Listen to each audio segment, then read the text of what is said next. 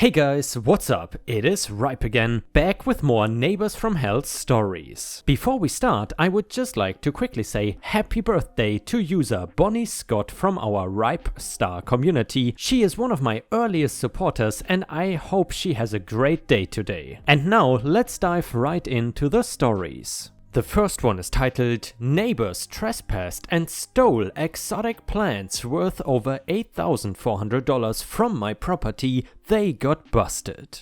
Gardening has always been a huge hobby of mine, and when I found out that I medically couldn't work anymore, I wanted to do something nice for myself. So I made a greenhouse on my property and decided that I would put more time and effort into gardening. My greenhouse was filled with all sorts of exotic and tropical plants that are not native to where I live. It took extensive research just to look into how to take care of them, but it is a love for me and nothing makes me happier.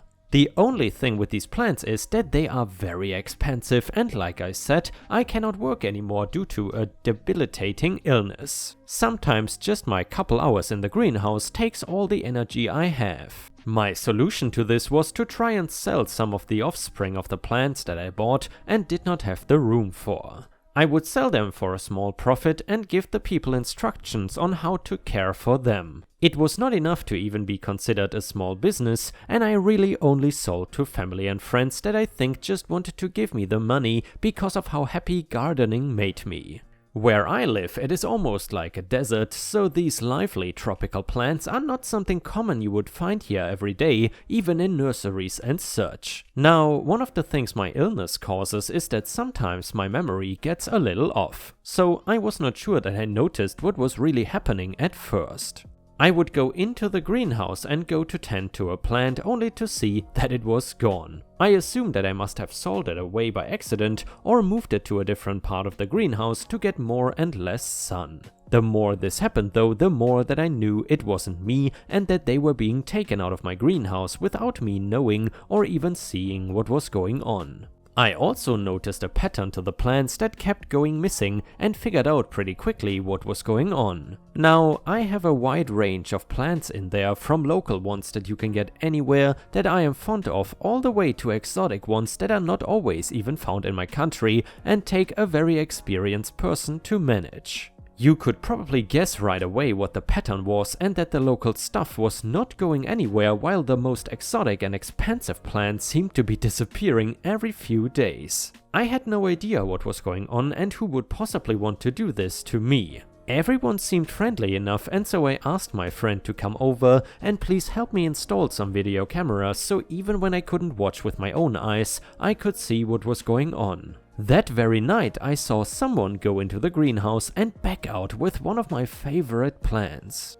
It was not even that exotic or expensive, but it had the same look that made it seem tropical and far away. I was very upset and watched the video again to pause when the person faced where I could see them. It turned out that it was a neighbor that lived a few houses down that was a little bit infamous in the neighborhood. Now, she was not exactly a bad person, and I would not have taken her here as a direct thief. She was just one of those people that kept getting involved in pyramid schemes and door-to-door sales jobs where she would constantly come to people's homes and annoy them. So nobody saw her as threatening or willing to do anything illegal. She was just a pest that everyone could see from a mile away and tried to avoid. She could not really understand either way why I didn't want to do her scheme, which would involve me going door to door selling things even after I explained that I medically could not work anymore. Anyway, I thought that I would try going to speak to her first to see why she was going into my backyard and stealing from me. I went and knocked on her door only for her to ironically ignore me. She would always complain when people didn't answer the door for her, so that walk was exhausting for me and a total waste of time, so I decided I would go back to my house and try to figure out what to do after a short rest. I talked to my friend and she suggested I call the police because neighbor technically trespassed and stole many expensive plants. She also asked if I had a record of what was stolen and how much I paid for them. So I sent the video of her stealing them along with a log of what they were and the cost of them to the police. While it was a crime, it was not emergent, which I understand, so it looks about half a day before an officer came to my door and I could talk to him. I explained the whole situation and took him back to my greenhouse, where he was very impressed with the work I had been doing. He said that he would look into it and went over to neighbor's house while I went back inside mine and waited for an update. I got a call that they got a warrant on probable cause and found all the exotic plants she stole sitting in her garage. Based on a computer history as well, she was clearly trying to sell the plants and make a large profit off of them. What she stole ended up coming out to $8,400 and she was arrested for trespassing and theft. The plants she stole a couple days ago were able to be returned, but the rest were in pretty bad condition. They clearly were not being taken care of and were dead beyond healing. Some I had been taking care of for years too, so I was devastated that she ruined them and did not seem to care at all. She did not end up going to jail because it was her first offense and my area was trying to cut back on sending people to jail that only committed small crimes. So instead, she was forced to pay large court fines, pay me back for all the plants that were ruined, as well as being on probation for a year. So if she got into any trouble with anyone, she was probably going to be sent back to jail. I used the money to try and replace what I could, but some I could not find for sale and had to hold onto the money and wait. My family and friends also wanted to help, so they bought me some local plants that I did not already have to help fill my greenhouse even more without giving me too much work to do.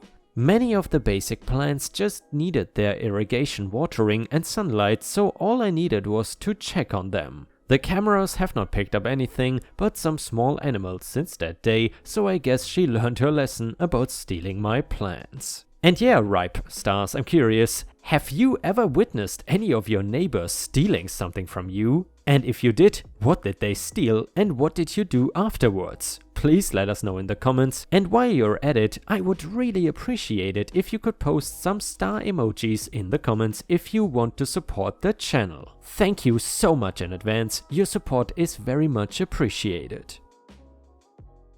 The next one is titled Revenge on My Ex-Girlfriend. Last year I lived with my then girlfriend. This turned out to be a huge mistake. Soon after moving in, it became clear that she expected me to cover her rent from time to time. As she was between jobs, I let this slide, expecting to be paid back in due course. It was a similar story with household bills. Whilst she paid her share to begin with, she eventually refused to contribute. I asked her if she could just open an overdraft with her bank till she got more work, which would have been free of charge, but she refused. Within the first few months of living together, she got quite behind on rent and bills. When she finally got a job, she began to catch up on arrears but was always reluctant to pay. I thought she might be reluctant because it left her with little money, which would be fair enough. But things continued this way even after she got a better job. When she refused to pay rent one month, I explained that this was not fair and insisted that she pay up.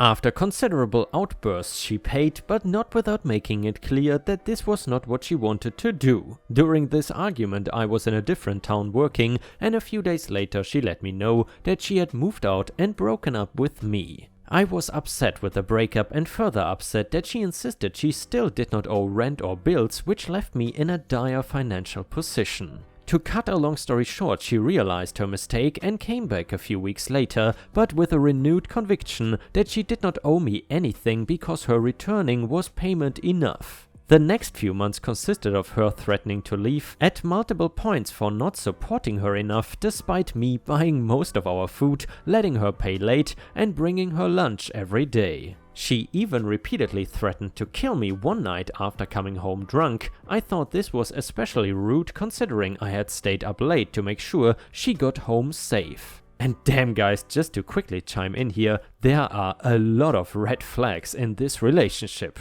Anyway, other notable events were her and her mother having a deep discussion on how to leave me high and dry on rent. Her mother was a classy lady, and her getting verbally abusive that I wouldn't drop her name from the tenancy agreement. She must have thought I was stupid. Needless to say, the relationship was not meant to be and did not last into the new year. Ex-girlfriend ended it. She eventually moved homes but agreed to meet her obligations and pay her remaining half of the rent. When some time after this had boiled over, I met a fantastic girl and we eventually got together. Happy days, I thought, but not quite. Ex-girlfriend discovered that I had met someone else and absolutely lost her mind, calling me all names under the sun, calling me out for betrayal, etc. She did not consider that breaking up with someone might make them not want you anymore. Incensed, ex-girlfriend stopped paying. At the time, I had not been keeping track and thought she owed me around £300. After she calmed down, she agreed to pay. A few days passed with no payment when I got a message from her mother claiming everything was paid and to stop asking her daughter for money already paid to you. She went on to say that any further requests for money could be treated as harassment. At this point, I was irritated by the entitlement and rudeness of the pair and went back through my bank statements to check exactly how behind on payments she was. It turned out the shortfall was more than double what I initially thought, so I prepared a formal letter of demand for payment and posted it to ex-girlfriend's address. Several days later, I got a call from the police saying that a harassment report had been made against me. I explained the situation and the police confirmed that no harassment was made. I was surprised that ex-girlfriend would waste police time to try to get out of paying the debt and decided to take pro-revenge to obtain justice.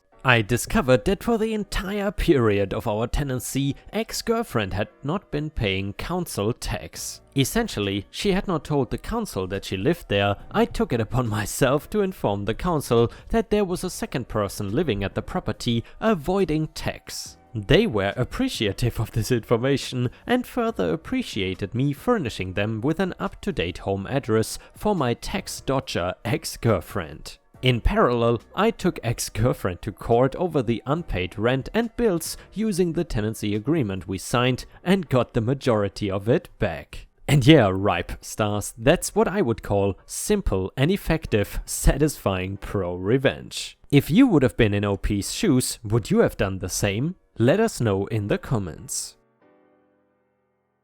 The next one is titled Contractor Revenge. So this is actually what happened between my father and the contractor who built his house, my childhood home. In 2000, my parents and their two young children, ages 7 and 5, that is me, were looking to move into a house big enough for a family of 4 and that they could stay in for a very long time. They found a newly constructed street in a quiet neighborhood in a town known for being family friendly. It was perfect. There were only 4 available lots, so my mother chose the one she liked best. Now, the houses on these lots were still under construction, so they were mostly just framing at this point. My parents decided to contact the contractor, let's call him Alfred, and see if they could have any input into the design, as they had already set up a mortgage agreement on the property. Alfred agreed but did not let them do too much, which was not all that bad. My parents were pretty busy trying to sell their old house anyway. A few months go by and the house is finally ready to be moved into. My parents are thrilled, they finally have their family home. We move in and everything is great for about 36 hours. On literal day 2, the furnace in the basement breaks and spews smoke throughout the whole house, setting off the smoke detectors. The police and fire department show up, investigate and tell us that we can return in 72 hours. So we stay in a nearby hotel for the 3 days. Everything is great again until we start noticing a bunch of small details that Alfred seemed to have overlooked. My dad hires a home inspector to look at the house. The inspector finds numerous faults that could cost thousands to fix. My dad is pissed, so my dad, being the calm a-hole he is, and I love him for it, decides to get some help in paying for these repairs to his 7-month-old house. You see, Alfred had been the contractor for 4 houses on the street, of which only one, ours, had been bought. So my dad went to the bank and expressed interest in the other lots. He asked that a $1,000 lien be placed on each one. This was all legal. Alfred found out and was rightfully angry. He could not sell these lots because of the liens. He asked my dad to remove them. My dad agreed and said he would if Alfred paid for the repairs. Alfred refused to pay, so my dad refused to lift the liens. Alfred then sues my parents counter-sue, the court rules in favor of my parents. My dad had to lift his liens, but Alfred, he had to pay my parents $50,000. Instead of paying $2,000 to $3,000 for repairs. And also, a home inspector looked at the other 3 lots and made him pay for any repairs on them as well. And the next one was posted by user Dodgy or Doggy Taco on our own subreddit r/ripe stories, and it is titled "Scammer Gets a Dose of Karma." Hey everyone, I was browsing on Reddit when I was reminded of this story, so I wanted to share it with you. Back in the day, I worked for a restaurant, let's call it 5 Dudes. A frequent problem we had, aside from entitled customers, was with scammers. 5 Dudes has a pretty high turnover rate with employees since most of them are young, either fresh out of high school or starting college. Due to this, scammers would frequently call up stores all over the country with not so clever ways of tricking these kids out of the store's money. Actually, one of my favorites was when I had a scammer call with a Mexican phone number, we were located in California, and pretend to be the health inspector. The scam was he calls the day before to verify his inspection the next day. Then when they show up with fake credentials, they go around the store and find BS violations and charge you fines. These fines were of course non-negotiable and they demanded payment up front. Since I was older and not an idiot, my BS meter started detecting a problem. I was aware of this scam, so when he called, I just so happened to pick up the phone and proceeded to play along because I love wasting scammers' time. Keep in mind, this wild conversation took place in Spanish. Hello 5 Dudes, how can I help you? Scammer, yes, this is the health inspector. Do you speak Spanish? Me now in Spanish? Yes I do, how can I help? Scammer, I wanted to verify that all is ready for my inspection tomorrow. Me, oh really? I was not aware of an impending inspection. Scammer, what's your manager's name? He should have told his team I was coming. Me? I'm so sorry, it's a gringo name. Would you like me to spell it? Scammer? Yes, please. Me? His first name is H-U-J-H, last name is J-A-N-U-S. Scammer? Hujanus. Okay, got it. I did my best to not burst out laughing, as he then proceeded to give me the rundown and then verified the store's address and the time he would be arriving. Something I neglected to mention was this restaurant was actually located on a military base.